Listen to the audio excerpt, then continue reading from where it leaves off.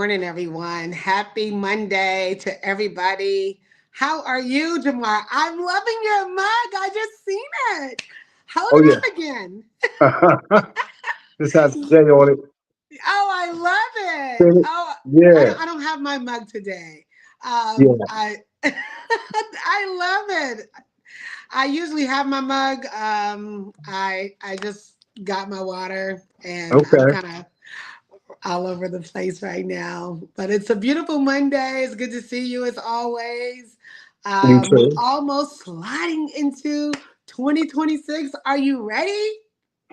Somebody asked me that this morning. You know what?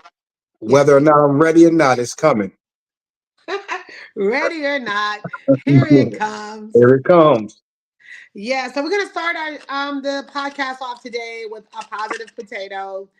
We did this last Monday. We're gonna see what's positive in in here today. Huh. Honor your feelings and allow yourself the grace to rest and recharge. Whew, that might have spoke right to me. Oh, okay. So Yeah, you officially recharge well rested potato head. yeah. I just want to get us laughing. Well, the topic of the show is parenting and other hot topics that are going on that is in relation to parenting that we will talk about today. It's 2025 and being a parent today versus even in 1990 is vastly different. Yes, Would it you is. be a parent today? Would you decide to have, if you could have, or if you had a mate that would want to have children, would you decide to have kids today? I would be a parent, but I would definitely be. Uh, I would be aware of a lot of things. I wouldn't say I would parent hard, but I would definitely. I would make sure I'm aware of a lot of things. It's not, parenting is different because the world is different, Yes. right? So you have to make that adjustment. Right. When you become a parent, it doesn't come with a manual. There is no one telling, there's no right or wrong way to do something. And a lot of things that we do as parents were passed down from us, from our parents. Um, Today, what we have is a lot of technology that Mm. is influencing the children and influencing the parents on their parenting skills. I grew up in an era where um, the tool of the biblical sense was used. Train up a child in the way it should go, and when it is older, it shall not depart from it. It even speak about sparing the rod Right. in the Word of God. And if you notice somewhere along the line of, because I grew up in school, I went to Sarah Smith Elementary, which is off of Wyuka Road in Buckhead, and our principal was Caucasian, but he spanked us. He Mm. had Mr. Peppy had a paddle in his office. And when they spanked you and disciplined you, they would call your parents and let them know Christina was in the office today. This is what she got reprimanded for. And you should be aware of this, but she did get the paddle. Mm. Now, late 80s, 90s, they took that out of the schools where the teachers or principals were no longer the disciplinarians, that you could no longer do that in the school.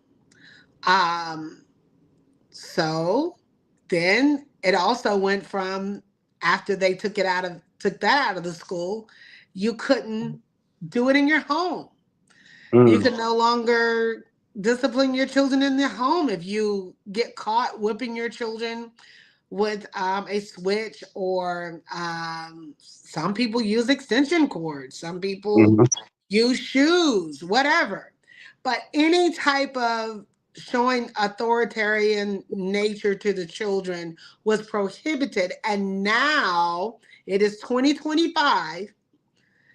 speeding forward, we have more children who were in that era who did not receive that discipline that are now incarcerated. Mm.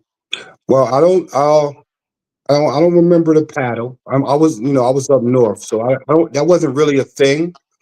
Mhm, Uh, so I don't agree with it either. I don't agree with um people outside of parents disciplining children, what they would call corporal punishment. I don't mhm, agree with that. As far as how I was growing up, yes, you were disciplined at home. I don't necessarily believe that that type of discipline is what um, kept us in line. I think it was more of a respect, right? We had a respect for our parents. We had a respect for authority because we were taught respect. mhm, I don't believe in corporal punishment. I don't think you cannot discipline your children by hitting them. I think it's just a level, right? I think you can spank your children, but there shouldn't be no bruises left. I really don't personally agree with punishing your children by spanking them either. I think violence begets violence either way you look at it. So if you spank your children as a way to show them that they need to listen to you, then they'll catch on to, well, maybe I need to hit people to get them to listen to me, to do what I want them to do. I don't necessarily believe that that's the answer either. mhm, I think uh, I think a lot of us learning from our parents made a decision that we want to do a little bit different. I mhm, think that a lot of parents wanted to be their children's friends first, and that's where things went wrong. It's a level of friendship. You want your children to be able to come talk to you, but at the right. same time, you want that level of respect as a parent first, not a friend. And I think that's one of the biggest issues that happen. A lot of parents of our age and after us Mhm, begin to go, I'm going to do something different. And they went a little too far with it. And so they lost the respect of those children. And you can't wait until they're 10, 11 years old to try to get control. You have to have that control. You have to have that respect and that control at their young age. And I think a lot of parents, that's where things went wrong. mhm. I do agree. I agree with you. You have to teach them as toddlers the level of respect, and as they begin to talk, um, you instill so much within them at that time. Yes, please, may I thank you. No, yes, ma'am, no, ma'am. As they begin to talk and you begin to teach, and a lot of the parents stop teaching the children. And so social media took over and it began to teach society. So everybody um, has this different way of doing things, and everybody's just out of control. Mm, And when you've taken when you, some people say, well, when you have two parents in the home, it's a better situation. I wouldn't say that, because I've seen people in two parent homes and they're not put together at all. And I've mm, seen that in my family. And I've seen people who was raised by one parent and have degrees, manners, and good credit. mm, mm, So it's all about the parent, whether it's singular or plural, instilling the core values to that child at an early age, teaching that child about self-respect, self-determination, self-love.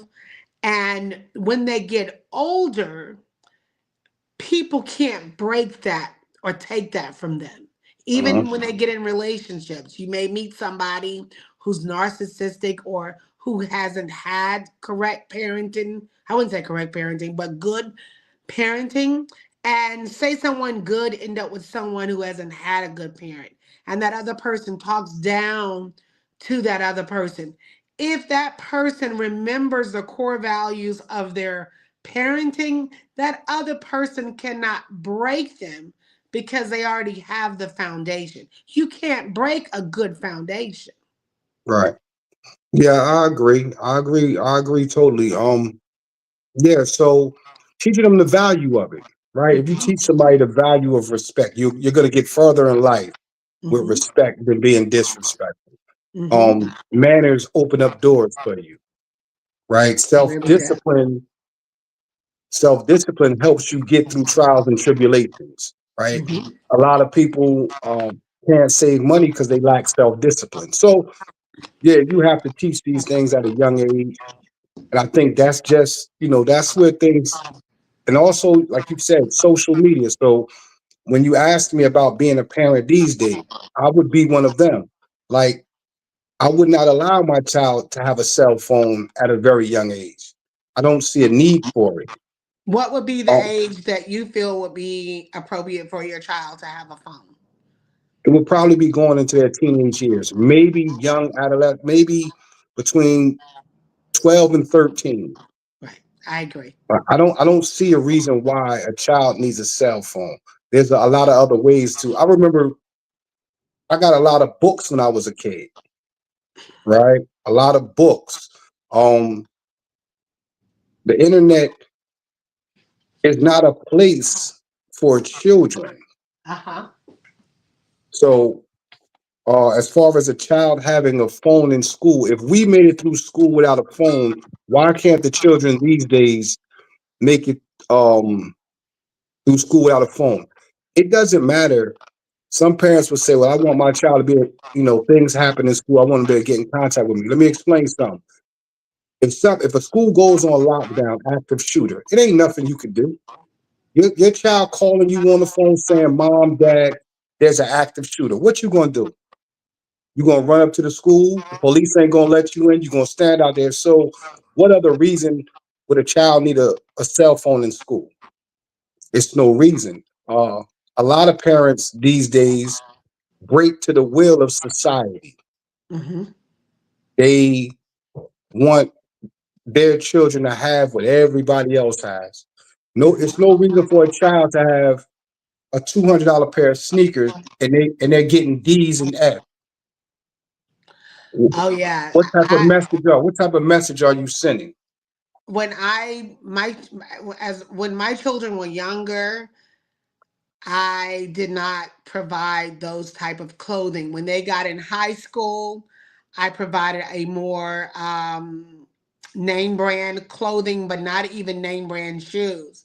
The focus of my values to my children were that you be clean every day, your haircut, your hair is done, you are neat and you're presentable. Because Right. I've always taught them you're the brand, not Mm-hmm. Michael Jordan, not Air Force Ones and all of that. You're the brand, you're the representation. And they hold that true to this day. Right. That's So, that. but Yeah. but that comes from instilling those core values and principles Mm-hmm. into the children. And I was reading an article, and I think I shared it with you, where here in Atlanta over the weekend, where a young man shot his father. Mm-hmm. We're hearing a lot of, and I know that's biblical as well, where the child will raise up against, mothers against daughters, fathers against sons. We're hearing a lot more of that these days, where there are violence in the home against the father, or the father against the child, the mother against the daughter. Where are we disconnecting here? So it's like I said earlier, violence begets violence, right?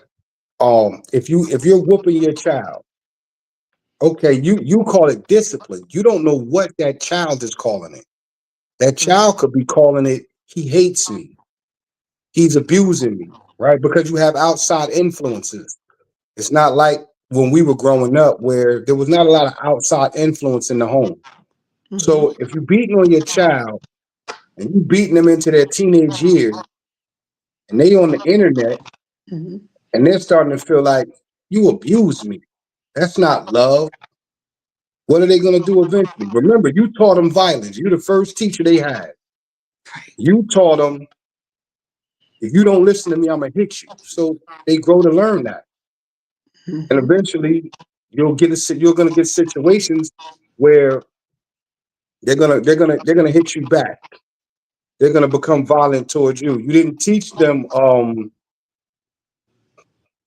You didn't teach them. You didn't earn your respect, right? You beat your respect into them, and they never were really respecting you. They just feared you. So the opportunity to arise for them to be able to stand up against you, they may just do that. So it's just a cycle being repeated. Mm. Wow.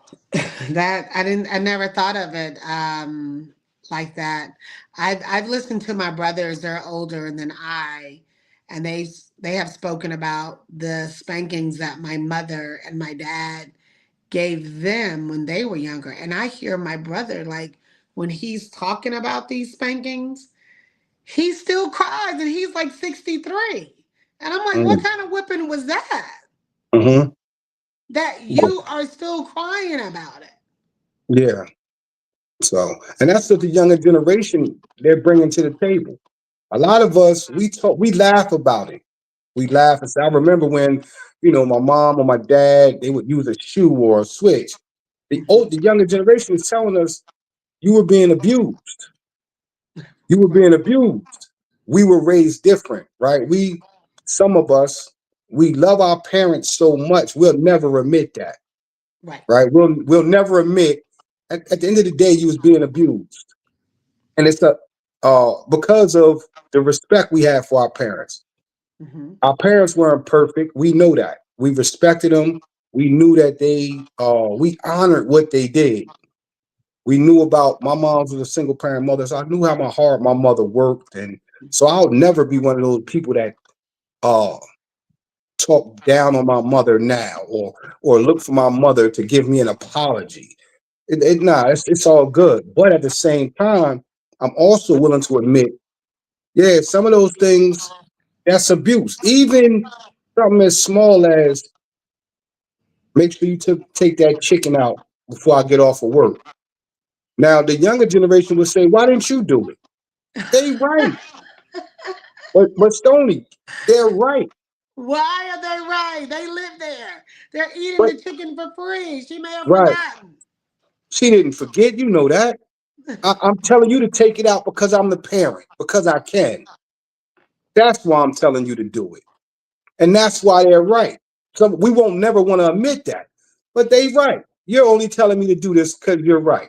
I mean, because you're the parent. Just like your mom could have walked out the kitchen, Hmm. went in her room. She may call you all the way from your bedroom, go in the kitchen and get me some ice cream.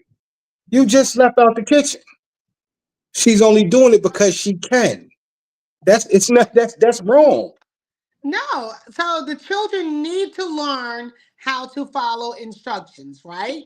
So if a child can't follow the simple instructions at home and be humble at home, and if he gets into a work environment and his boss is asking him, hey, Jamar, I need you to go and take 5 of those ice creams out of the freezer on aisle 5, and you're like, you do it, it's because Yeah, you have never had the opportunity to be humble and to be yeah, obedient yeah. and subservient. So that must be Right. taught. So even if your parent is asking you to go and do something, and they know that they are in that position, that yes, they are in that position of authority, but the obedience that you learn in the home takes you far out in society. It helps Yeah, you be able to deal with other people. It helps you to be able to be humble in situations that may arise. It's something simple as go get the remote for me. And they shouldn't just say, go get my remote. Could you please, Johnny, go get the remote? Thank you. The parent also should have manners towards the child and respect and tell the child thank you. they shouldn't just say, go get the remote because I said so. That's not nice. But that's what they're doing. And Well, you just the that's what parents they're need to learn doing. manners. But no, no, no. Even if they say it nicely, that's what they're doing. They're telling you to go get the remote because I said so. And you just justified it by saying you're teaching them obedience. And Yeah. no, you're doing it because you can. It's a whole lot of different ways to teach obedience, to teach following directions. Well, that's one simple way. Yeah, One, that's an abusive way. I'm That's not an a, I abusive didn't way. curse. I didn't say, go get the remote. I said, Uh, Johnny, could you please go and get me the remote? And then when you they said it in handed a to nice me, way. thank you. That is so kind of you. I'm also affirming his kindness by saying thank you and reminding him that he is being kind for doing that gesture for me when I ask. So here we go. Look, make sure you clean up your room before I come home. Thank you, please. That's the way to teach obedience. That's the way to teach following directions. Hey, do me a favor. I need you to clean that bathroom before I get home from work. Again, you're teaching to follow instructions. You're teaching obedience. Hey, make sure you clean up that kitchen. Make sure you wash the dishes. All of those things, you're doing the same thing without the I'm telling you to do it because I can. These are things that you should do because you use the bathroom. You sleep in that room. You eat in the kitchen. So you're teaching the same things, all the things that you just said, without the being abusive part of doing it because I can, because I'm your parent and I said so, right? At some Yeah. point, and you learned that from where? You learned that from your parents, and your Hmm. parents learned it from their parent, and eventually, if you go back further enough, somebody learned it from a slave master because that's how the slave masters treated the slaves. So at some point, somebody got to break a cycle. Somebody got to get realistic and say, you know what? That's not the way to do it. I can teach these same things by regular household things, and it works better because now I can explain it to you. I'm telling you to clean your room because it's your room. You sleep in it. I'm telling you to clean the kitchen because you eat food in there.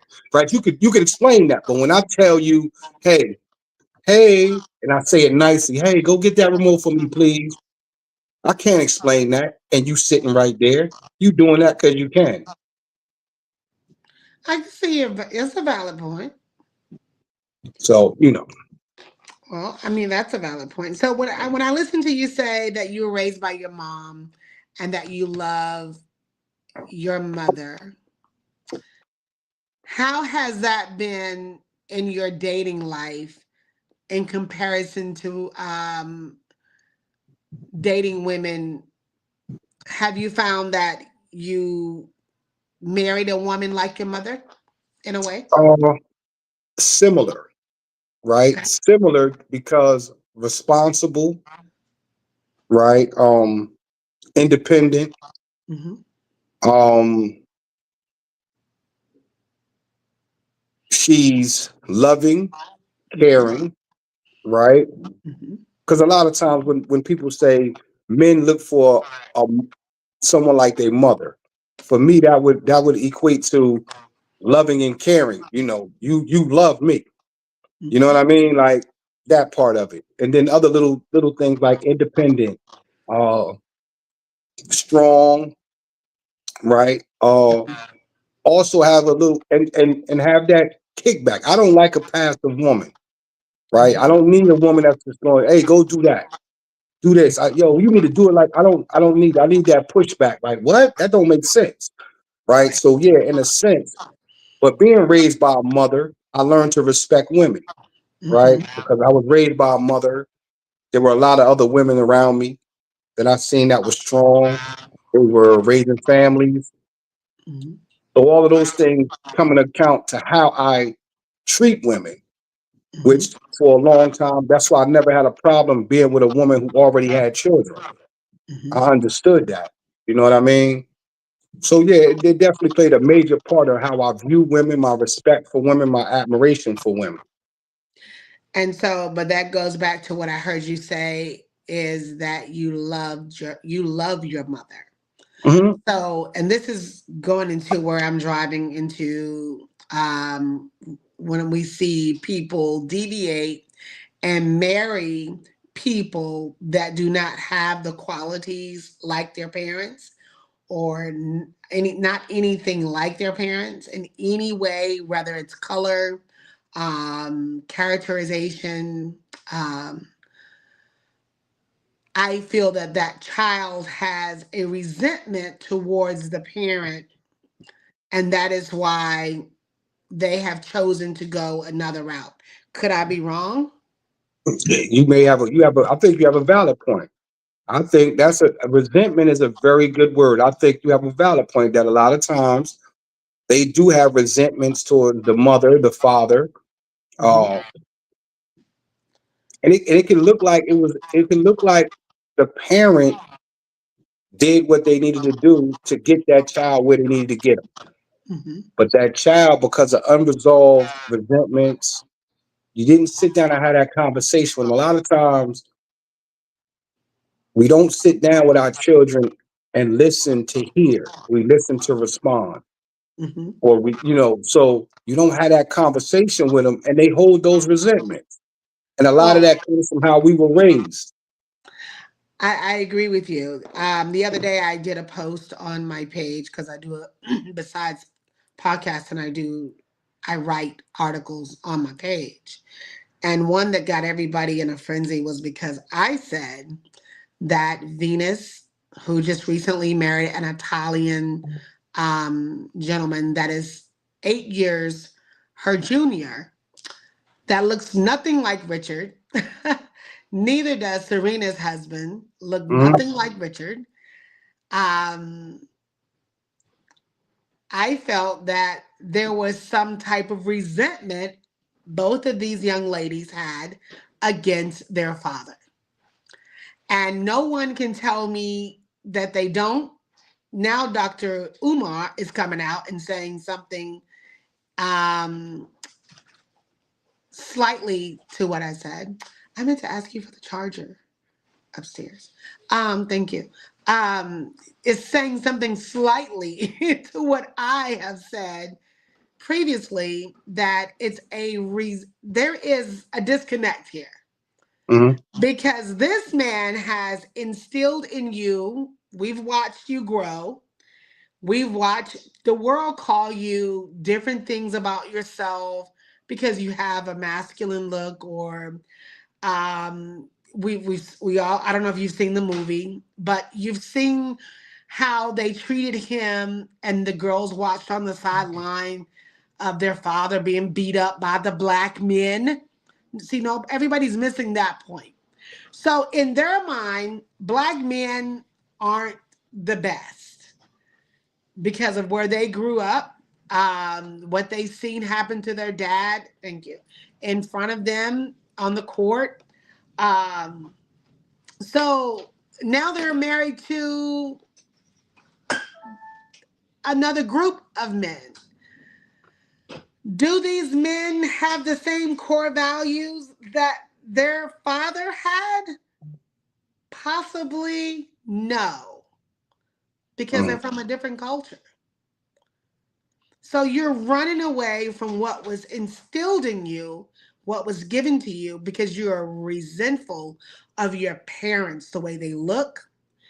You don't want to produce children that look the way you look because you don't love yourself.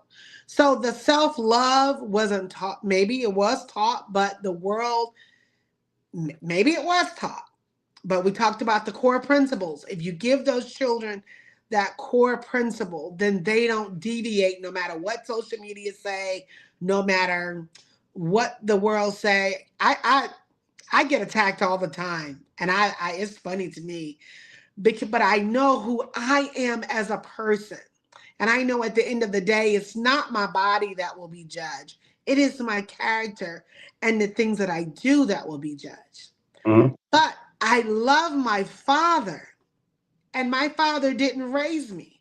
My mother raised me. But I love my dad. I love what he stands for. I have chosen men subconsciously that are like my father because I still have that desire and love and respect for him. Mm. Well, I think the thing about the values and the core principle is that you can raise them that way, but their values and their principles may change as they grow, right? So you can teach a child about your core values, but as they grow, their values may change. I don't know. I don't want to speculate on Serena and Venus, but I do believe you have a point, right? Because we see it in our culture. We're seeing it right now. A lot of black women are, I don't want to say a lot, but I've seen It quite a is few quite a black few. women who have spoken out about the culture of black men, the black men in our culture, Mhm. right? And you really can't blame them, right, because of what you see. But I disagree strongly with the fact that though the values of another race, another culture, their values are stronger than ours. You just have not come across that black man, and maybe you're just tired of looking. You just found this guy over here. But I do believe, like, when it comes down to who they're out, who they went, they got white men. Let's just say it. They got some white men. Mhm. I think it, like you said, personally for me, I feel like a lot of women, when they go that route, it's about the babies. It's about what type of children they want to produce. Mhm. And like you said, it comes from a form of self-hatred. You don't want your child to go through the nappy hair talk, the skin so dark. You might Mhm. even want their bodies not to form, To become look like formed like yours. yours. Yeah. So I don't judge it. I don't agree with it. I think because it's a culture thing. Mhm. Yeah, those kids, they might look a certain way, but they're gonna be black at the end of the day. So whatever you trying to protect them from, as soon as that hue change a little bit, Mhm. they're gonna deal with some of that anyway. And I'm hoping that you're teaching them about self-love because that's what Mm, it's all about at the end of the day right. is the self-love. And in my opinion, looking at those two girls, young ladies who now young ladies, they have disconnected from their dad, even though he has set a foundation for them where they will be set for life. And generations after them will reap that benefit. But Mm, now we we have a cycle. What I'm concerned about is we have a cycle, a revolving door that all of what they work hard for, instead of creating and loving themselves enough to hold it within, they decide to branch off and do other things and create another world for themselves, which is a detriment, which I feel is going to be a detriment to their legacy. And it's like a slap in the face to their dad. mm, That's just me. I don't know them personally. They say pictures are worth 1,000 words. And there was this one particular photo with Venus on the court with her newly husband, but there were a bunch of other people surrounding them on the court, and none of them looked like her. mm-hmm. So again, that was to me a slap in the face to her dad. What are all of these people saying in this photo about her? And are they saying, "Hey, we're here to steal what you work hard for"? I that's that's how I took that photo. I didn't Yeah. take that as we're here to support you and we love you, because had she worked at, people get mad at me, had she worked at Home Depot and was a cashier or a manager, and Andre Pretty Mm. walked in, Yeah, I hear you. she would Either, not she would not have been looked upon in a loving way. That same Mm, love that he sees now, people say love has no color.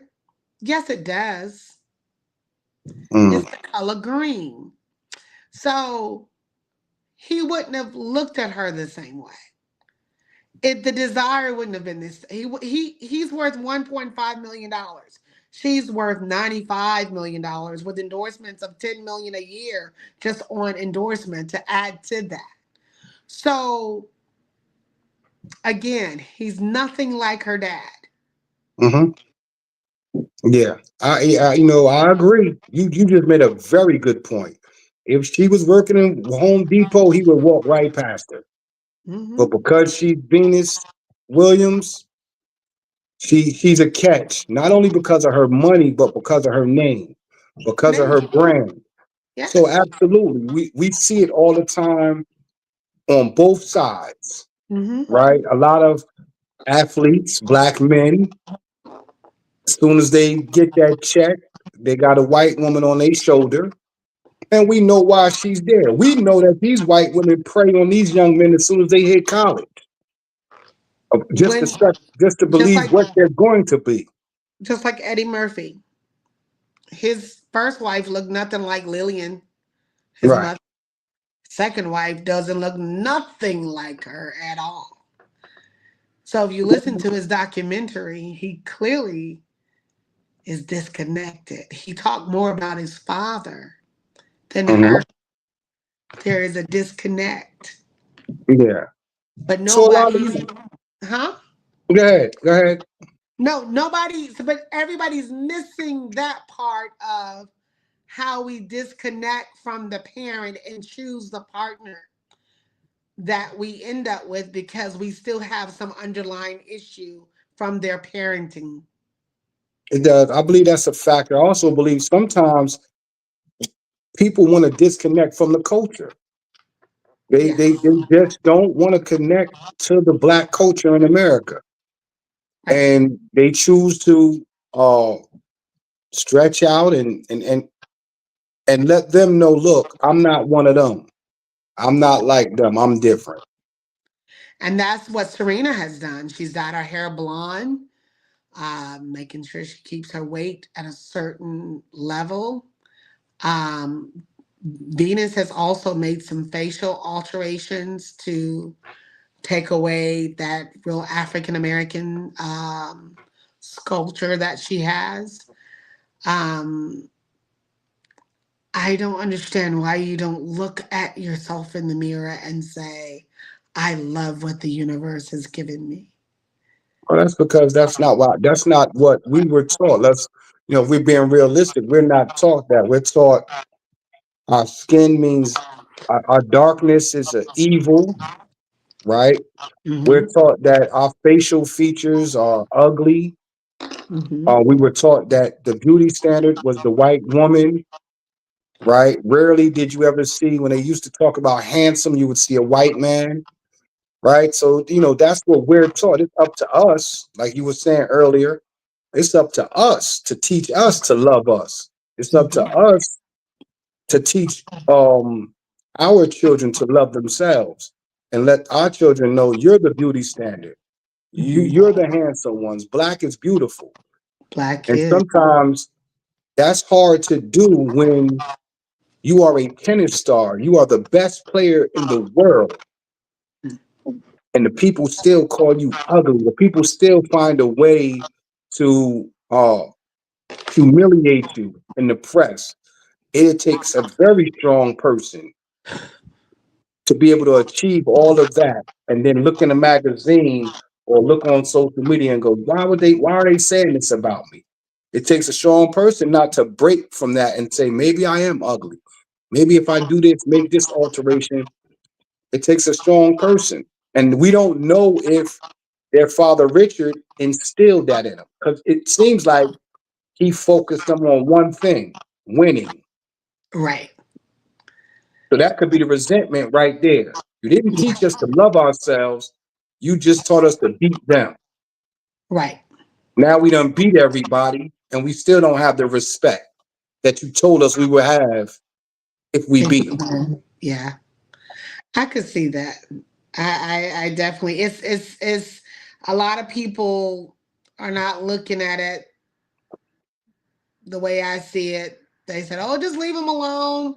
They're in love," and I'm like, okay, Yeah. uh, you know, he's in love for now. I just pray that she did the right thing by getting a prenup and protecting her legacy. Hmm. Because this is a revolving door, and I've seen so many times where they pick us up, let us down, and take what we have, Hmm. and to end up only with nothing. Right. And I would hate to see that. I really would definitely hate to see that for any of them. Yeah. Uh, but happiness come within. A marriage won't make you happy. Marrying outside of your culture won't make you happy. Loving yourself, looking in the mirror, embracing the beauty that you have inherited from your beautiful parents, and loving your parents for what they did, trying to give you, and that is what's going to get you far. Because Hmm. run from your parents and you start dating outside of what they have given you, you fall into a big mess. Absolutely. I just I want to go back to what you said about the Home Depot thing because that was such a great point. Hmm. That's how Venus should look at it. Venus should ask herself, if I was working at the Home Depot, I wonder if this guy would have even introduced himself to me. And then maybe she can get it, but you can't. But on a good note, the rapper Eve, she married outside and she married a billionaire. And she's still with him today. She helped him raise his children. So sometimes it works out, sometimes and she wasn't worth a billion when they met. So sometimes I guess it works. But And then she's the sometimes it one doesn't. without the money. So she when you marry, when a black woman marries, I would look at Eve's situation as marrying for business. Really. Yes, and not for love. But she got a baby by him now. Yeah, that's Yeah. business. Yeah. But he's Well, the one with the money. So she yeah. will benefit. In this case, they have blood, sweat, and tears, and they have a black father that gave them a tool to use to be able to set them straight. Yeah. And it looks a little different on the other end. Would Because for you? hmm? Go ahead. Go ahead. Because for Andre Pretty, it's business. For Venus, it's love. She's 45. Mm, I could agree with that. Would you feel different if she married a somebody working at Home Depot, a black man? I would still say protect your assets. I could agree with that. That go either way. Yeah, I totally agree with that. Whether she I would married still say, white, even black, if she should she protect herself. protect herself. Yes. That's one of my main concerns with the young ladies. Protect your assets. You have worked hard for that. I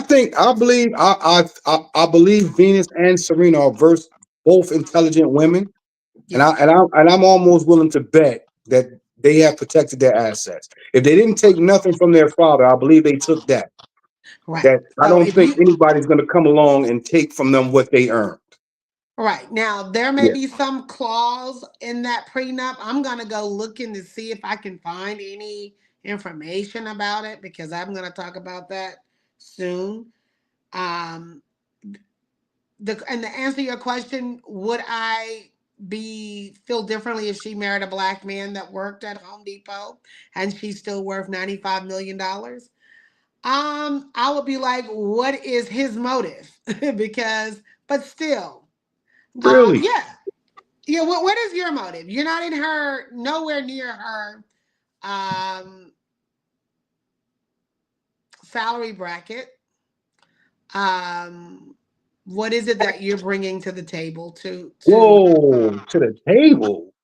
All right, yes. so hold up. If I wasn't married, right? If I wasn't married and I seen Serena somewhere and I was like, wow, she's fine. And I took my shot. I'm not in her tax bracket, but I'm physically attracted to her, right? I respect her, I respect what she did for a living, her achievements, and I just shoot my shot.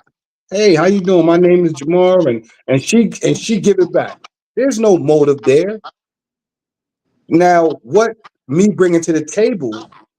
I'm bringing a man to the table. Okay.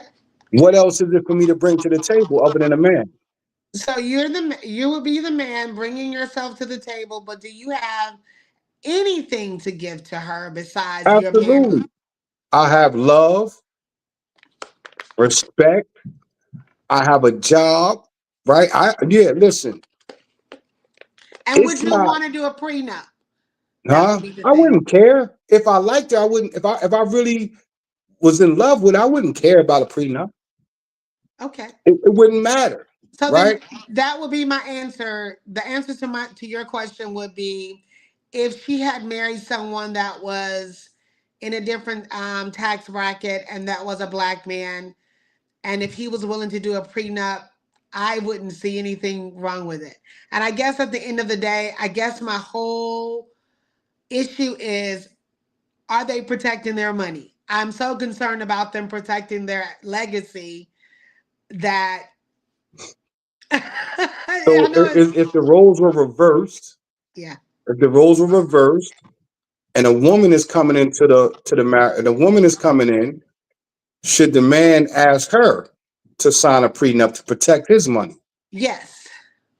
And also, should he ask her what she's bringing to the table? So if I have a lot of millions, if I have multi-million dollars, and I meet a woman, I'm supposed to say, well, what are you bringing to the table? Yes. And when you say table, do you mean financially? Just period. What are you offering Oh, me? okay. Either it being financially, love, time, your whatever. What are you gonna give me? Mhm. What will your daily life be like with me? Mm. What do you We have gotta, to we offer gotta, me? we gotta have that conversation about the table. What everybody bringing to the table. We definitely got to sit down and have a conversation about what the table is and who bringing what, because that's a very contested conversation and who's bringing what to the table. Right. Who's bringing what to the table? You bringing the Uh, chairs? I mean, if he got $95 million, he got the table. I'm just bringing a chair right. because I don't But now have you one. know that $95 million may be, look, I got $95 million. I'm the table and the chairs. Sit back, relax. I got you. And now he might be cheating on you every night. You okay with that? No. Huh. Yeah. That's why I said we can have this conversation because a lot of women, and it could be the same thing for men. Right. Gotta undo. I'm bringing. I'm sorry. I'm bringing my value to the table. Meaning, I don't care how much money you got. You're not treating me any kind of way. I'm gone. Exactly. And marriage is, even if you have money or if you have compatibility, it's still hard. Absolutely. So I mean, there are gonna be days where you're just like, "Ooh, Lord," and I know this to be true because my situation, we're compatible, but there are days I just be like, you know what? I think I need a drink, Yeah. something, because this is not working well. So And what and I've and it, learned. Go mhm. ahead. Go ahead. Go ahead. No, I wasn't saying much. Yeah. What I've learned is that friendship. If you go into a relationship and you friends, you're gonna go further. Yes, it's days that I might get on my wife's nerves, Hmm. but that's the homie. That's how she gonna look at me like, yo, sis. It's about you understand? Because we friends first. So Exactly. when I get on her nerves or she get on my nerves, yeah, you get mad. You be like, but at the end of the day, you going, man, that's the homie. Yeah, all Yeah, let him be. right. Or you know what I mean? So I think that's a big part of it. Like, being everything is not so personal. Yes, that's my wife. Right. Sometimes people get in, man, and they miss that friendship part. Yeah, that's true. I know they got married pretty. They met and they got married pretty early. So we just have to see. Yeah, Um, I wish them well. I do. I wish them well too. I'm, following from the sidelines. I've always followed them, and I want the best for them. And I pray all is well. I'm going to wish everybody a happy new year. Yeah, I have a job out in McDonough tomorrow, so I will be doing media for the mayor there. excellent. Congratulations. Thank you. My life is turning. That's what's Uh, up. yeah. So I guess we'll resume back next week after That's the fine. new year. Yep. Okay. So definitely see you guys back on next Monday, Monday. And 2026. what'd you say, Jamar? I said, see y'all 2026. 2026. Yes. Will you be on Pulse tomorrow? Yes. Okay. Yes. So make sure you guys tune in to Pulse 101.3, the heartbeat of the community, with politics as usual with Jamar at 10 Yes. a.m. in the morning, Tuesday. Thank you. Download the app. Yes, please. Yes. Please. And what's the topic tomorrow, sir? Uh, I'm freestyling. Hey, he getting good at this stuff. I'm just going to freestyle. I love it. I love to Yeah. see you walking in your purpose, my friend. Thank you. Yes, yes. I'll see you next week, and I will do my best to tune in tomorrow while I'm getting my lashes and stuff done. So I'll have my app on. Okay. Thank you. Thank you, sir. Have a great day. And All right. everyone, See you in drink the your new year. water and mind your business. Absolutely. Bye bye. Bye bye.